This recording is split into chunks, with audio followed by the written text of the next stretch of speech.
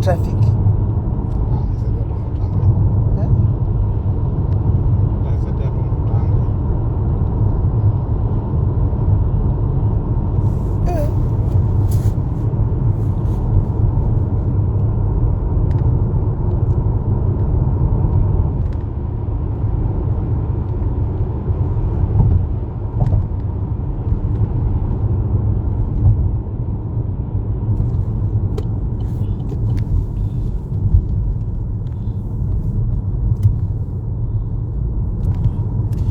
Guys, network yedu iri kunetsa.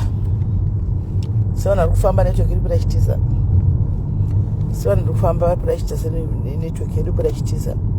Esisami, right. Ndanangouya kuti tizotenda zvakare patapedza kuti live partiza ndikiri pa network. Pane one of the ladies auya kuseri uko. Akati simeli kutsvaga mutsvagiro single mother ine vana. Isina murume.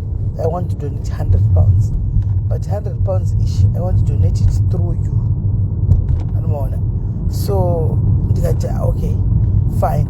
So into my mind same time papa pauya mukadzi muri kuziva mukadzi atakambotida kumutsvagira bhero panapa chitida kuti kuzomutsvagira bhero atanga kuitawo bhero atika anonzi Maisimba akamboya akatanga kutaura nyaya yake panapa unoiziva patakaenda kusoma pepa tichiva kumanda mudeni taive navo takagara navo panyama paya patajenyama paya kana muchiri kuzvirangarira.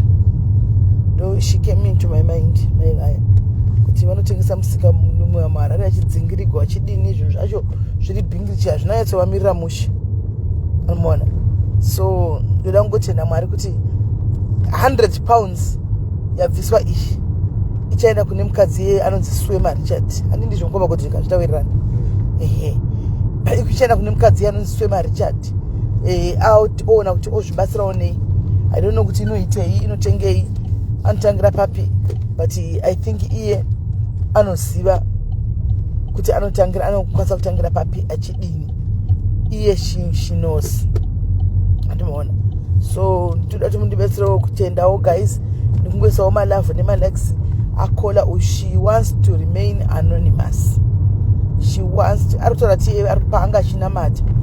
That vision came to her yekuti ngaape mukadzi ari single asina murume ane vana chete. Ndo zvaaudzwa izvozvo naMwari. So she's just abiding by what God told her. Saka ari kupa mukadzi iyeye £100 yake. Anzi muri kupi? Ndiri murodhi ana. So guys, kungotendawo chinhu chakanaka. Pana karangarirwa mwe nedenga mangwana charangarirwawo. Anomuona. Wakarivara wakanzwa. Unorangarirwawo zvaitika ipapa. Shema uyu andifungi kuti andombori nedhata rekuuya pano nhasi. Notari kuZimbabwe. Anatomboonekera malife isa nhasi mukadzi ushu. Asi atorangarirwa asipo.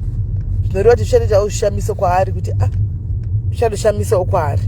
So ndangoti ngandisheyewo titende nekuti iye muridzi arimowo mucomment section achinzwawo chitaura kuti tati mari yake 100 ndoenda kuna mai ava anogara kuHarare. Shema uyu oona kuti ozvibatsirikana sei nevana vake.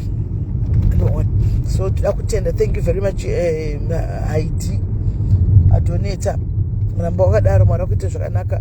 Chaunga chinamatira pa prayer fasting iyoyi chiwani kuti chizadzikiswa chiuye. Watoedza Mwari. So watomuedza zvokuti no matter what chachanamatira he has to return. Anotokuritena back. Ndiona. So yakaisa ndangu ndingotendawo izvozvo izvo. Anditika. And then ndivanatsara kuti imi guys, last time paya pakaitwa live panapa vanhu vakapledger zvinhu zvangu. Please ndakuzvida. Vanhu vakapledger zvinhu zvangu ndakuzvida guys.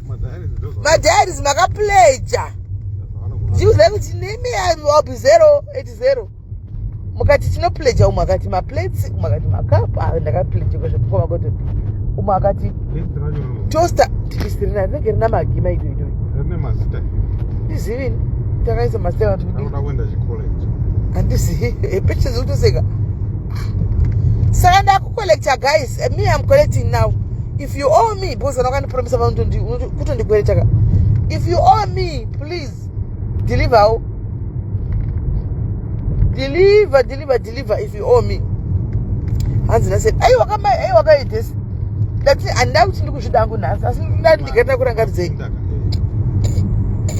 kwanza muri pezvo dziri kuma4 kwasviba singaiti kuuk handi kune chando kuuk kune chando ka4 o'clock izvi ndachiti nongoma ati dzakuma7 zvikanzi makutodhakwa chete 7 idzo 4 idzodzi ndikati 4 kwadai svikai kuseni 8 kune wakadai futi saka we are yet to experiment guys and seeing but chano chanhasi hanamboyanzo kuchinzwa ndachazochinzwa mangwana amene hanhasi hanambowa chando iyi muchachinzwa mangwana kamuchauya mangwana ndakaiti bonzwa ameno kwaita ngotozva haiwa iwe desima boys kupfuura kudi ndini akambokudza zvakapfuura hati ndinofana kudza kuti zvakapfuura handisina kudza kuti zvakapfuura zvinorota zvina kupfuura moita muchitenga kwaende kupi parima ndipapisime ndekuona kurima uku